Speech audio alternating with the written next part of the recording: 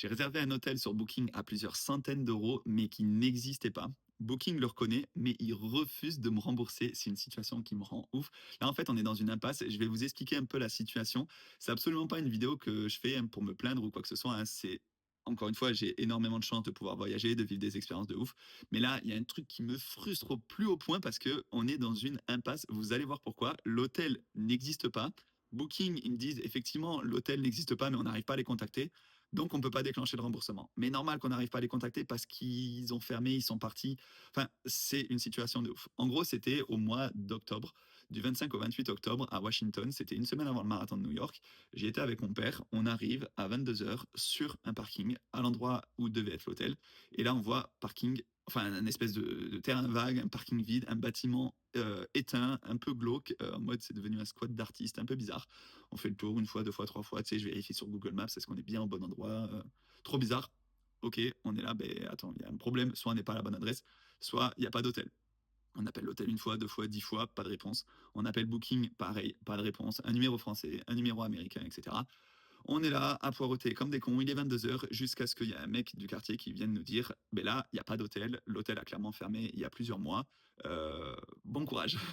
Donc, ok, situation qu'on accepte, ça fait chier, mais vas-y, on essaye de trouver un autre hôtel à Washington au dernier moment. Il est 22 heures, soit tout est complet, soit tout est hors de prix. Vraiment, c'est catastrophique. Les États-Unis, c'est archi cher. Donc, on se retrouve dans une auberge de jeunesse à l'autre bout de la ville, etc.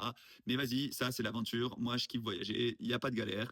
On est à l'auberge de jeunesse avec mon daron, une semaine avant le marathon de New York, Delhi qui grince, j'adore.